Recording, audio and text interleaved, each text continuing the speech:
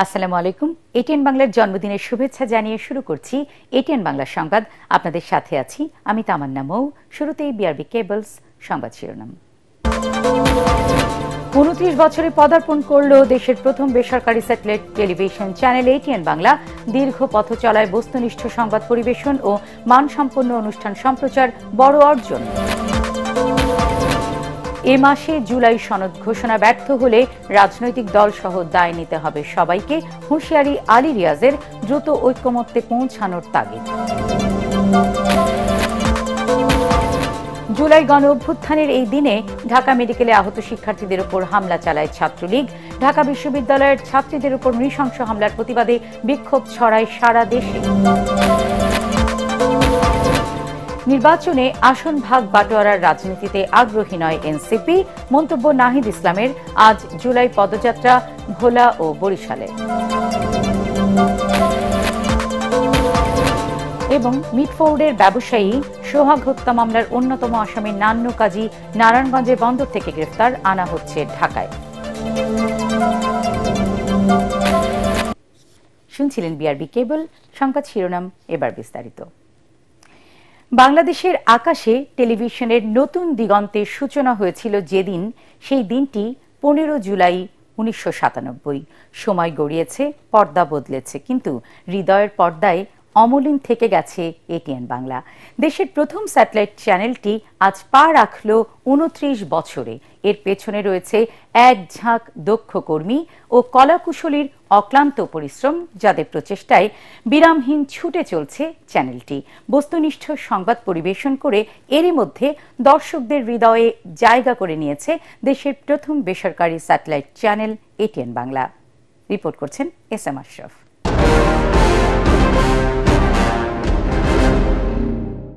1997 সাল বাংলাদেশের টেলিভিশনের ইতিহাসে শুরু হয় এক নতুন অধ্যায়। দেশে প্রথমবারের মতো আকাশ ছুঁয়ে সম্প্রচার শুরু করে স্যাটেলাইট টেলিভিশন এটিএন বাংলা। যখন ব্রডকাস্ট মানে ছিল শুধুই স্বপ্নে জেগে থাকা, তখনই সাহসী এক উদ্যোগে দুঃসাহসী যাত্রায় পা রেখেছিলেন চ্যানেলটির চেয়ারম্যান ডক্টর মাহফুজুর রহমান। তখন মানুষ খুঁজত নিজের ভাষায় গল্প বলার মানুষ, ক্যামেরা আলোর ফ্রেমে আপন গল্পের সুর। সেই অভাব মেটাতে দিনরাত পরিশ্রমে এটিএন বাংলাই হয়ে ওঠে বিশ্ব বাংলার দূত। সংবাদ পরিবেশনে এখনও চ্যানেলটি রাখছে নির্ভরতার ছাপ। ঘটনার গভীরে পৌঁছাতে চেয়েছে সবসময়, চোখ মেলে চেয়েছে সত্যের দিকে। সংবাদ হোক, নাটক কিংবা গান, মঞ্চের আলোয় তারাই জ্বালিয়েছে নতুন চিহ্ন। সপ্তাহ জুড়ে দর্শকের চোখে চিরচেনা যে মুখ, তাদের অনেকেই বেড়ে উঠেছে এটিএন বাংলার হাত ধরে।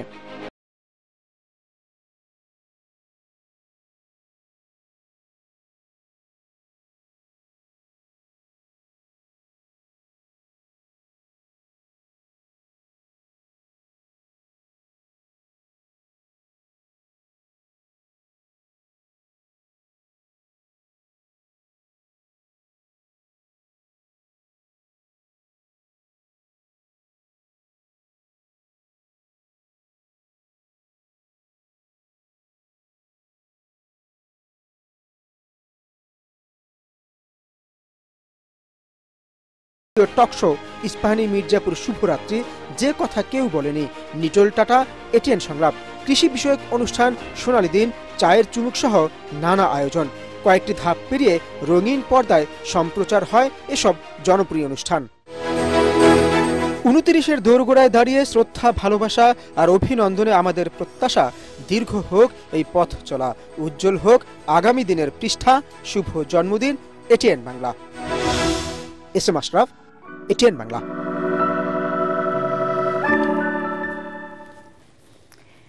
সংসদে সংরক্ষিত নারী আসন সংস্কার এবং উচ্চ কক্ষ গঠনে ঐক্যমত্য তৈরিতে রাজনৈতিক দলগুলোর সাথে আজকের আলোচনা শুরু করেছে জাতীয় ঐক্যমত্য কমিশন। রাজধানীর ফরেন সার্ভিস একাডেমিতে কমিশনের সহ সভাপতি ডক্টর আলী রিয়াজের সভাপতিত্বে চলছে সংলাপ। আলোচনার সূচনা বক্তব্যে কমিশনের সহ সভাপতি দ্রুত সব বিষয়ে রাজনৈতিক দলগুলোকে ঐক্যমত্যে পৌঁছানোর আহ্বান জানিয়েছেন। এ মাসেই জাতীয় সনদ ঘোষণার লক্ষ্য নিয়ে সবাইকে কাজ করার আহ্বান জানান তিনি। তিনি। আলোচনার মাধ্যমে ঐক্যে পৌঁছাতে ব্যর্থ হলে এ দায় রাজনৈতিক দল সহ সবাইকে নিতে হবে বলেও হুঁশিয়ারি জানান ডক্টর রিয়াজ। আমাদের প্রত্যেকেরই কিছু না কিছু অবস্থানগত পরিবর্তন অতীতে গত এই আলোচনার মধ্যে আপনারা দেখিয়েছেন, সেটা আপনারা অব্যাহত রাখবেন আশা করি। কিন্তু সময়ের স্বল্পতা একটু বিবেচনাটা করুন, যাতে করে আমরা খুব দ্রুত জুলাই মাসের মধ্যেই একটা জাতীয় সনদ প্রণয়ন করতে পারি।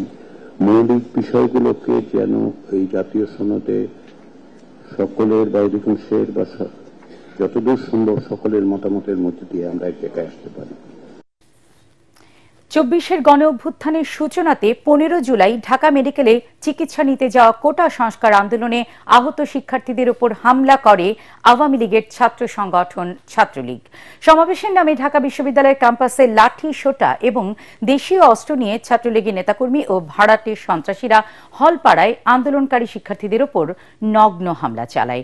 ধাওয়া পাল্টা ধাওয়ায় রণক্ষেত্রে পরিণত হয় শহীদুল্লাহ হল এলাকা। ভিসি চত্বরে নারী শিক্ষার্থীদের উপরও ন্যাক্কারজনক হামলার ঘটনায় ক্ষোভে ফুঁসে ওঠে সারা দেশ। এর জেরে বিক্ষোভ ছড়িয়ে পড়ে সারা দেশে। উত্তাল সেই দিনের কথা মনে করিয়ে দিচ্ছেন মুশফিকুর রহমান। যারা তাদের এই আত্মস্বীকৃত রাজাকার, তার জবাব তারাই।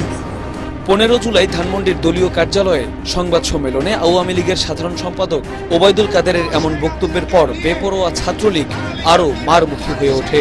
যারা বাড়াবাড়ি করছেন, যারা আমি রাজাকার বলছেন, সব কিছুর জবাব দেওয়া হবে।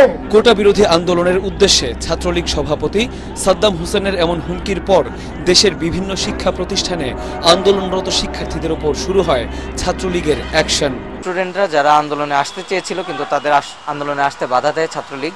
হলে তখন তারা অবস্থান করছিল যাতে বাধা না দিতে পারে ছাত্রলীগ। এই কারণে যত স্টুডেন্ট ছিল, যারা আন্দোলনকারী ছিল, সকলে মিলে সেই হল প্রাঙ্গণে গিয়েছিল আর কি, আমরা যেটাকে হল পাড়া বলি। কিছু কিছু শিক্ষার্থীরা অনেক দূর এগিয়েও গিয়েছিল, তারা চেষ্টা করেছিল বিজয় ৭১ হলের গেট ভেঙে সকলকে বের করে নিয়ে আসবে। সো এই মুহূর্তেই ছাত্রলীগ তখন ধারালো অস্ত্র নিয়ে সকল আন্দোলনকারীদের ধাওয়া দেয় সেই হলপাড়ার থেকে।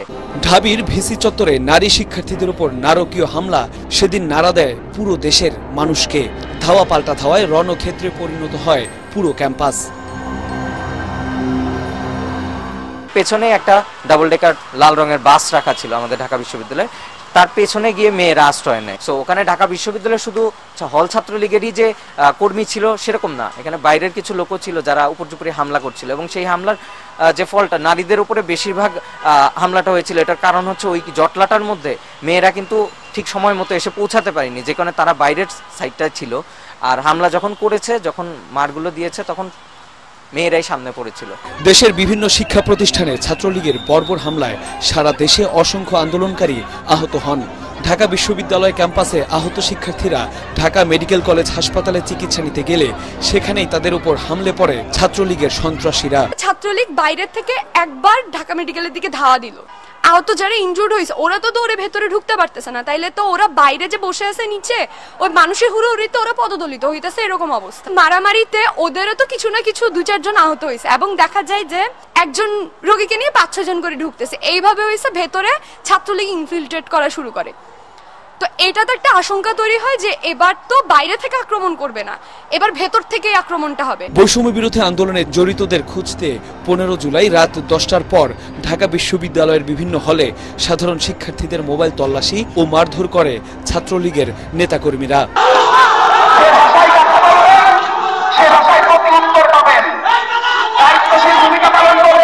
এদিকে স্বৈরাচারের পেটোয়া বাহিনীর নৃশংসতাকে বৃদ্ধাঙ্গুল দেখিয়ে আন্দোলনকে আরো বেগবান করে সারা দেশের শিক্ষার্থীরা। শপথ নেন দাবি আদায় না হওয়া পর্যন্ত রাজপথ না ছাড়ার। মুশফিকুর রহমান, এটিএন বাংলা, ঢাকা। নির্বাচনে আসন ভাগ বাটোয়ারার রাজনীতিতে জাতীয় নাগরিক পার্টি আগ্রহী নয় বলে জানিয়েছেন দলটির আহ্বায়ক নাহিদ ইসলাম। তিনি বলেন, এই স্বার্থের রাজনীতি বদলের চ্যালেঞ্জ নিয়েই এনসিপির যাত্রা শুরু। সোমবার রাতে বরিশালের চরমোনাই মাদ্রাসা দরবারে ইসলামী আন্দোলন বাংলাদেশের সিনিয়র নায়েবে আমির মুফতি সৈয়দ মোহাম্মদ ফয়জুল করিমের সাথে মতবিনিময়ের সময় তিনি এ মন্তব্য করেন। নাহিদ বলেন, রাষ্ট্রের মৌলিক সংস্কার, গণহত্যার বিচার এবং দেশকে পুনর্গঠনের আলোচনায় এনসিপির দরজা সব সময় খোলা। জুলাই পদযাত্রার অংশ হিসেবে বরিশালে পৌঁছে রাতে চরমোনাই দরবার শরীফে যান এনসিপি নেতৃবৃন্দ। পরে তারা মরহুম পীর সাহেব হুজুর মাওলানা সৈয়দ মোহাম্মদ ফজলুল করিম ও মাওলানা সৈয়দ ইসহাক রহমতুল্লাহি আলাইহির কবর জিয়ারত করেন এবং মাদ্রাসা পরিদর্শন করেন। পরে সকালে লঞ্চে ভোলার উদ্দেশ্যে রওনা করেন এনসিপি নেতৃবৃন্দ। সেখানে জুলাই শহীদদের কবর জিয়ারত শেষে পথসভায় অংশ নেবেন তারা। এরপর জুলাই পদযাত্রা যাবে বরিশালে। নির্বাচনী ভাগবাটোয়ারা, আসনের ভাগবাটোয়ারার যে রাজনীতি, সেই রাজনীতিতে আমরা আগ্রহী নই এবং এই রাজনীতিকে নস্যাৎ করে, চ্যালেঞ্জ করে এই জাতীয় নাগরিক পার্টির উত্থান হয়েছে। বরং আমরা বলেছি, দেশের যে এখন সংস্কারের যে আলাপ চলছে, মৌলিক সংস্কার এবং গণহত্যার বিচার এবং দেশকে পুনর্গঠন করা, সেই আলাপ আলোচনা রাজনীতিতে এনসিপির দরজা খোলা রয়েছে। এনসিপির বক্তব্য এবং আমাদের বক্তব্য অনেকটাই কাছাকাছি। আমরাও দেশ গড়তে চাই, আমরা বৈষম্য দূর করতে চাই, জুলুম, অত্যাচার, অবিচার দেশ থেকে চিরতরে উৎখাত করতে চাই। আজকে আমাদের নাহিদ সাহেব যে বক্তব্য দিয়েছেন, চাঁদা মুক্ত একটা দেশ গড়তে চাই। নতুন করে 5টি দেশে ভোটার রেজিস্ট্রেশন করার জন্য অনুমতি দিয়েছে পররাষ্ট্র মন্ত্রণালয়। এর মধ্যে রয়েছে যুক্তরাষ্ট্র, সাউথ আফ্রিকা, জর্ডান ও ওমান। এছাড়া জাপান ও মালদ্বীপেও প্রবাসীদের ভোটার করার প্রক্রিয়া চলছে বলে জানিয়েছেন জাতীয় পরিচয়পত্র নিবন্ধন অনুবিভাগ এনআইডির মহাপরিচালক এস.এম. হুমায়ুন কবির। তিনি জানান, এ পর্যন্ত 48,000-এরও বেশি প্রবাসী ভোটার হতে আবেদন করেছেন। এর মধ্যে 9 দেশে ভোটার হয়েছেন 17,367 জন। দেশের সরকারি প্রাথমিক বিদ্যালয়গুলোতে প্রধান শিক্ষকের শূন্য পদে দ্রুততম সময়ের মধ্যে নিয়োগের নির্দেশ দিয়েছেন প্রধান উপদেষ্টা প্রফেসর ডক্টর মোহাম্মদ ইউনূস। সোমবার বিকেলে রাষ্ট্রীয় অতিথি ভবন যমুনায় এক বৈঠকে এই নির্দেশ দেন তিনি। বৈঠকে প্রাথমিক ও গণশিক্ষা মন্ত্রণালয়ের উপদেষ্টা ডক্টর বিধান রঞ্জন রায় পোদ্দার সহ সংশ্লিষ্ট কর্মকর্তারা উপস্থিত ছিলেন। বৈঠকে প্রধান উপদেষ্টা সরকারি প্রাথমিক বিদ্যালয়ের শিক্ষার মান সম্পর্কে এবং কোন স্কুলগুলো ভালো করছে সে ব্যাপারে মূল্যায়ন জানতে চান। তিনি বলেন, স্কুলগুলোতে প্রধান শিক্ষক নিয়োগে যোগ্যদের প্রাধান্য দিতে হবে। অভিজ্ঞদের পাশাপাশি তরুণদেরও প্রধান শিক্ষক হিসেবে নিয়োগের জন্য সুযোগ দিতে হবে। সংবিধানের ৫দশ সংশোধনী বাতিল করে হাইকোর্টের দেয়া রায়ে তত্ত্বাবধায়ক সরকারের ফিরে আসার পথ সুগম হয়নি বলে মনে করে সুশাসনের জন্য নাগরিক সুজন। রায়ে অস্পষ্টতা দূর করতে এ মাসেই আপিল করার কথা জানিয়েছে সংগঠনটি। রাজধানীর ফরেন সার্ভিস একাডেমিতে এক ব্রিফিংয়ে সুজন সভাপতি ডক্টর বদিউল আলম মজুমদার বলেন, পঞ্চদশ সংশোধনীর রায়ের মাধ্যমে পুরোপুরিভাবে তত্ত্বাবধায়ক সরকার ফিরে আসেনি। আপিল বিভাগে ত্রয়োদশ সংশোধনীর ভাগ্য ঝুলে থাকায় তত্ত্বাবধায়ক সরকার ফেরার পথ এখনো সংকুচিত।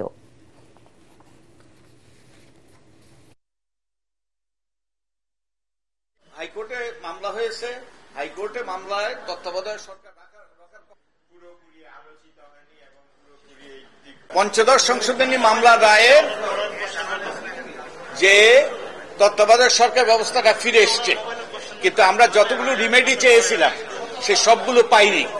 তো সেই জন্য আমরা খুশি, কিন্তু সবগুলো পাইনি।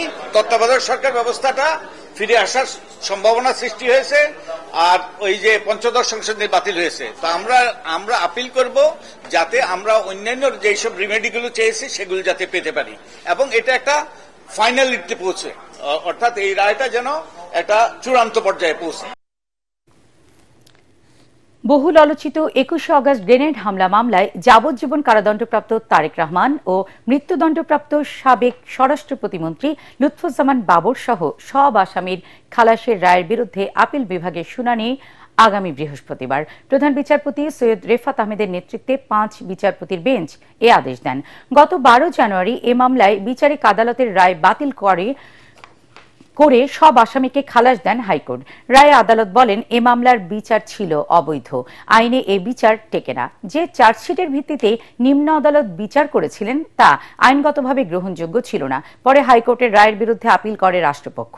2018 সালের 10 অক্টোবর 21 আগস্ট গ্রেনেড হামলা ও হত্যা মামলায় সাবেক স্বরাষ্ট্র প্রতিমন্ত্রী লুৎফুজ্জামান বাবর, সাবেক উপমন্ত্রী আব্দুস সালাম পিন্টু সহ ১৯ জনকে ফাঁসি এবং বিএনপির ভারপ্রাপ্ত চেয়ারম্যান তারেক রহমান, খালেদা জিয়ার রাজনৈতিক সচিব হারিস চৌধুরী, বিএনপি নেতা কাজী শাহ মোয়াজ্জেম হোসেন কায়কোবাদ সহ ১৯ জনকে যাবজ্জীবন কারাদণ্ড দেন বিচারিক আদালত। ২০০৪ সালের ২১ অগস্ট বিকেলে রাজধানীর বঙ্গবন্ধু অ্যাভিনিউয়ে আওয়ামী লীগের সমাবেশে গ্রেনেড হামলা চালানো হয়। ওই হামলায় আওয়ামী লীগের মহিলা বিষয়ক সম্পাদক আইভি রহমান সহ ২৪ জন নিহত হন। আহত হন শেখ হাসিনা সহ আওয়ামী লীগের কয়েকশো নেতাকর্মী। তিস্তা মহাপরিকল্পনা এবছরের শেষ নাগাদ চূড়ান্ত হবে বলে জানিয়েছেন পানি সম্পদ ও পরিবেশ, বন এবং জলবায়ু পরিবর্তন বিষয়ক উপদেষ্টা সৈয়দা রিজওয়ানা হাসান। তিনি জানান, এরই মধ্যে মাঠ পর্যায়ের কাজ সম্পন্ন হয়েছে। সকালে কুড়িগ্রাম যাবার পথে সৈয়দপুর বিমানবন্দরে নেমে সাংবাদিকদের প্রশ্নের জবাবে এসব কথা বলেন তিনি। মাঠ পর্যায়ে যে আলোচনা হয়েছে সেই মন্তব্যগুলোর সাথে নিয়ে আমরা আমাদের মতামত চূড়ান্ত করে ফেলেছি। এখন সরকারের প্রথমে যাবে একটা পরিকল্পনাতে, তারপরে যাবে ইআরডিতে, তারপরে চাইনিজ কর্তৃপক্ষের কাছে গেলে তারা একটা বিস্তারিত রিপোর্ট করবে। তো আমরা আশা করছি এই বছরের শেষ নাগাদ আমরা এটাকে চূড়ান্ত করে ফেলতে। পার্বত্য জেলা খাগড়াছড়িতে বাণিজ্যিক চাষাবাদের সম্ভাবনার দ্বার খুলে দিয়েছে কাজু বাদাম চাষ। উচ্চমূল্যের এই বাদাম চাষে ঝুঁকছেন কৃষকরা। এরই মধ্যে জেলা জুড়ে গড়ে উঠেছে অসংখ্য কাজু বাদামের বাগান। এ অঞ্চলের আবহাওয়া ও মাটি কাজু বাদাম চাষের উপযোগী বলে জানান কৃষিবিদরা। খাগড়াছড়ির প্রতিনিধি আবু দাউদের রিপোর্ট, জানাচ্ছেন ফারহিন ইসলাম টুম্পা। পুষ্টিগুণে ভরপুর কাজু বাদাম পাহাড়ের পতিত জমিতে সৃষ্টি করেছে লাভজনক চাষের সম্ভাবনা। সম্প্রতি পাহাড়ে বাণিজ্যিকভাবে কাজু বাদামের চাষ শুরু করেছেন কিছু উদ্যোক্তা। এমনই একজন সঞ্জয় দেবনাথ শহরের আলুটেলা পর্যটন কেন্দ্রের কাছে পরিত্যক্ত পাহাড়ে কৃষি অফিসের প্রণোদনা ও ব্যক্তি উদ্যোগে ৫,০০০ কাজু বাদাম গাছ রোপণ করেন। এবারই প্রথম ফলন এসেছে তার বাগানে। এই কাজু বাদাম আর কফি চারা প্রথম থেকে আমরা রোপণ করছি। আর এখানে জৈব সার, তারপরে গোবর, এগুলো দিয়ে আমরা পরিচর্যা করছি। ছোট ছোট চারা লাগাইছি, আর এখন আল্লাহ নামলে মনে করেন যে বড় বড় হয়েছে চারাগুলা, সুন্দর সুন্দর ফল ধরতেছে। আমি প্রায় ৫,০০০ কাজু বাদাম এবং ৫,০০০ কফি আমার এখানে আমি লাগাইছি। লাগানোর পরে দেখতেছি প্রথম বছরেই আমার ফুলে ফলে গাছ পরিপূর্ণ হয়ে গেছে। কৃষকদের চাষ পদ্ধতি শেখানো থেকে শুরু করে সার, বীজ সরবরাহে সহায়তা দিচ্ছে কৃষি বিভাগ। আমি মনে করি কৃষকরা এই ক্ষেত্রে অনেক লাভবান হবে এবং একটা সময় আমাদের খাগড়াছড়ি পার্বত্য জেলা কাজু বাদাম চাষের জন্য অনেক বিখ্যাত হবে। গবেষকরা বলছেন, দেশের ৫ লাখ হেক্টর পাহাড়ি পতিত জমির মধ্যে ১ লাখ হেক্টরেও কাজু বাদাম চাষ করা গেলে ১ লাখ টন কাজু বাদাম উৎপাদন করা সম্ভব, যার বাজার মূল্য প্রায় ১,০০০ কোটি টাকা। প্রক্রিয়াজাতের যে সমস্যা আছে সেগুলো নিয়ে বাংলাদেশ কৃষি গবেষণা ইনস্টিটিউট কাজ করছে। সদর উপজেলার ১০০ বাগান ছাড়াও জেলার ৮৫০ জন কৃষক কাজু চাষ করছেন ২৫৯ হেক্টর জমিতে। Bureau report, ATN Bangla. Al Rafah Islami bank অর্থ সংবাদ।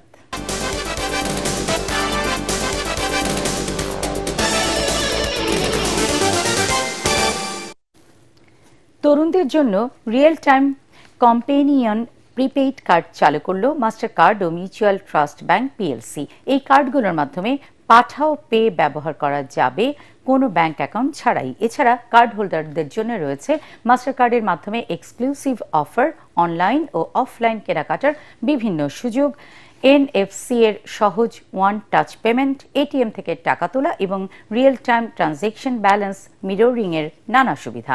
উদ্বোধনী অনুষ্ঠানে উপস্থিত ছিলেন মিউচুয়াল ট্রাস্ট ব্যাংক পিএলসির সিইও ও এমডি সৈয়দ মাহবুবুর রহমান, পাঠাওয়ের ম্যানেজিং ডিরেক্টর ও সিইও ফাহিম আহমেদ এবং মাস্টার কার্ড বাংলাদেশের কান্ট্রি ম্যানেজার সৈয়দ মোহাম্মদ কামাল। তারা জানান, স্টারলিট হরাইজন, পার্পল হেইজ ও সানশাইন বিচ ৩টি ডিজাইনে ফিজিক্যাল ও ভার্চুয়াল উভয়ভাবেই পাওয়া যাবে এই কার্ডগুলো। এবার আন্তর্জাতিক সংবাদ।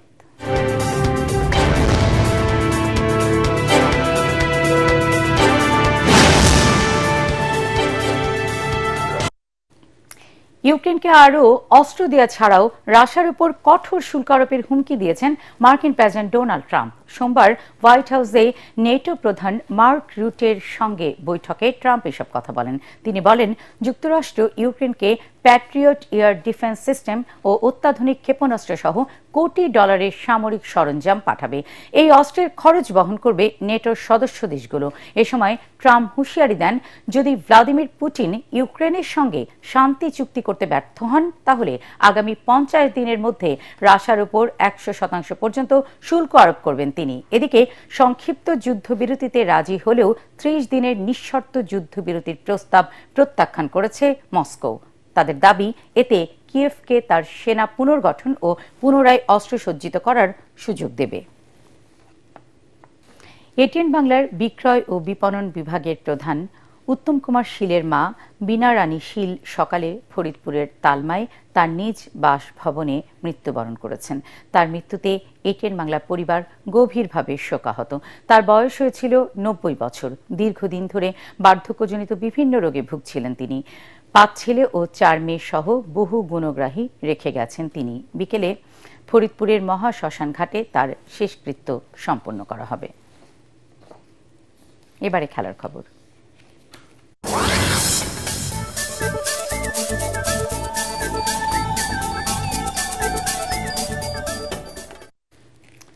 টেস্ট ও ওয়ানডে সিরিজে পরাজয়ের পর প্রথম টি-20 ম্যাচেও শ্রীলঙ্কার কাছে হারতে হয়েছিল বাংলাদেশকে। তবে দ্বিতীয় টি-20 জিতে ঘুরে দাঁড়িয়েছে টাইগাররা। বড় জয়ে আত্মবিশ্বাসও বেড়েছে তাদের। এখন সিরিজে চলছে 1-1 সমতা। তাই কলম্বোতে হতে যাওয়া তৃতীয় ও শেষ ম্যাচই রূপ নিয়েছে ফাইনালে।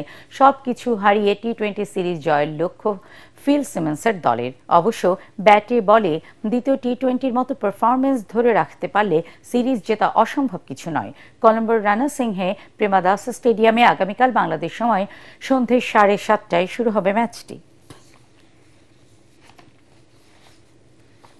কিছুক্ষণের মধ্যেই সাফ অনূর্ধ্ব 20 নারী ফুটবল চ্যাম্পিয়নশিপের ম্যাচে ভুটানের মুখোমুখি হবে স্বাগতিক বাংলাদেশ। শ্রীলঙ্কা ও নেপালকে হারিয়ে 4 দলের এই টুর্নামেন্টে 6 পয়েন্ট নিয়ে সবার শীর্ষে আছে আফ্রিদা খন্দকাররা। ডাবল লিগ পদ্ধতির এই টুর্নামেন্টে নিজেদের তৃতীয় ম্যাচে ভুটানের বিপক্ষে লড়বে এবার লাল সবুজের দল। দারুণ ফর্মে আছে পিটার বাটলারের দলও।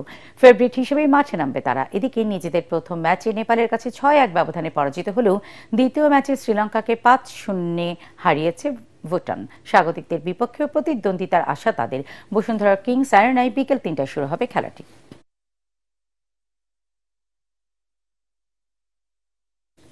শেষ করার আগে বিআরবি কেবলস সংবাদ শিরোনাম জানিয়ে দিচ্ছি আরো একবার।